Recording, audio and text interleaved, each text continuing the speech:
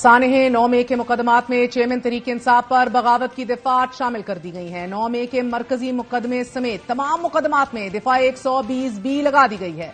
SSP investigation अनुश Masood ने press briefing में बताया है कि चेयरमैन पीटीआई की जाए वक़ुआ पर अदम मौजूदगी के बावजूद उनके खिलाफ बगावत पर उकसाने और मनसूबाबंदी के शाहिद मिले हैं।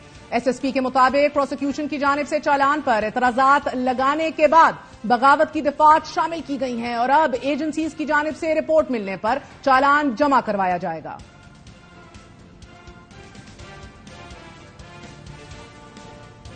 ये 120B ऐड की गई है। मेजर एक ऐसी दफा है जो बगावत या सिलसिले में आती है, वापस इंसाइट करते हैं, तो ये वाली दफा है वो शामिल कर दी गई है।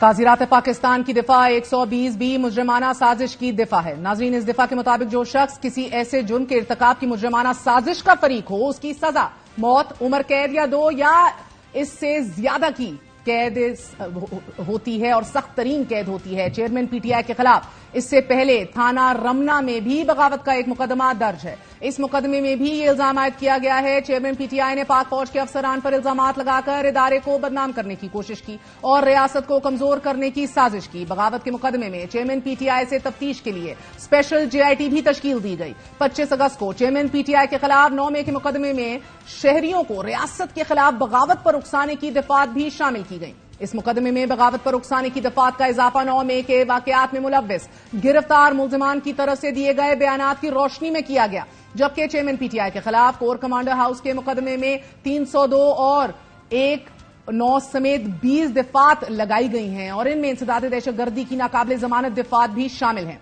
चेयरमैन पीटीआई के खिलाफ मुजरिमाना साजिश की दफात के साथ साथ सिंध हाई कोर्ट ने पीटीआई रहनुमा उस्मान डार की गुमशुदगी का मुकदमा भी दर्ज करने का हुक्म दे दिया है। दरख्वास्त के वकील ने अदालत को यह बताया आज कि उस्मान डार को 9 सितंबर को हिरासत में लिया गया और हमने उनकी गुमशुदगी की दरख्वास्त जमा कराई मगर मुकदमा दर्ज नहीं हुआ। मगर एसएचओ ने अदालत को यह बताया कि किसी की जानिब से पुलिस से रुजू ही नहीं किया गया। उस्मान डार गुज़िश्ता 11 दिन से कहां हैं, शेख रशीद कहां हैं, इससे मुतल्लिक अभी तक किसी के पास कोई इतलात नहीं। और इमरान रियाज खान की बाजियाबी के हवाले से आज ही लाहौर हाई कोर्ट ने आईजी पंजाब को आखिरी मोहलत दी है। Chief justice Lahore high court ने आईजी से इस्तफसार किया कि इमरान रियाज किधर हैं, हमारे सब्र का पैमाना अब लबरेज हो चुका है, यह अदालती हुक्म की तौहीन है। दरख्वास्त गुजार के वकील ने अदालत से इस्तदा की कि अगर मोहलत देनी है तो सिर्फ 24 घंटे की दें।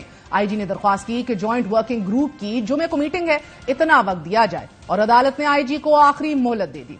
इन मुकदमात की पेशरफ्त में कहीं दफात का इजाफा है, कहीं मुकदमे का इंदराज है, कहीं आखिरी मोहलत है। मगर हमारे भाई अरशद शरीफ के मामले में तो आज ट्रायल कोर्ट ने मुकदमा ही दाखिले दफ्तर कर दिया है, यानी कि शेल्फ कर दिया है। District and session court Islamabad में जुडिशल मजिस्ट्रेट अब्बास शाह ने गुज़िश्ता समात का तहरीरी हुक्मनामा जारी करते हुए अरशद शरीफ कत्ल केस की ट्रायल कोर्ट में कार्रवाई रोक दी और फाइल रिकॉर्ड रूम को भेज दी।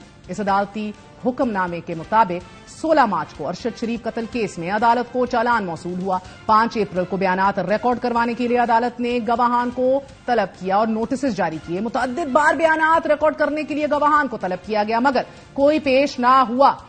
अदालती हुक्मनामे के मुताबिक इस मुकदमे में गवाहान की बयान रिकॉर्ड करवाने में दिलचस्पी नहीं। 15 बार प्रोसिक्यूशन को शवाहिद जमा करवाने का मौका दिया गया।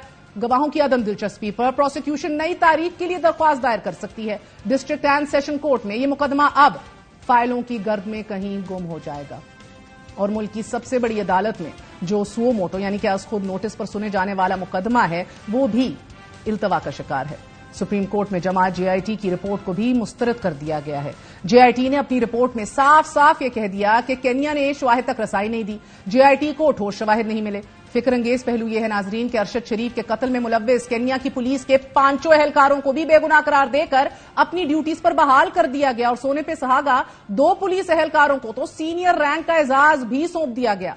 केन्यन हुकूमत अपनी पुलिस को बेगुनाह करार देकर मुकदमे से ही बरी हो गई है। अरशद शरीफ को हमसे बिछड़े साल होने को है। 1 माह बाद अरशद शरीफ की बरसी है मगर इन 133 दिनों में कोई ऐसा दिन नहीं कि जब अरशद के बच्चे, जब उनकी फैमिली सुकून की नींद सोए हों। लेकिन इंसाफ फराहम करने वाली रियासत का यह आलम है कि इस अहम तरीन मामले की तहकीकात के लिए अवामी ओहदों पर बराजमान शख्सियात खुद ही रुकावट बनी बैठी हैं।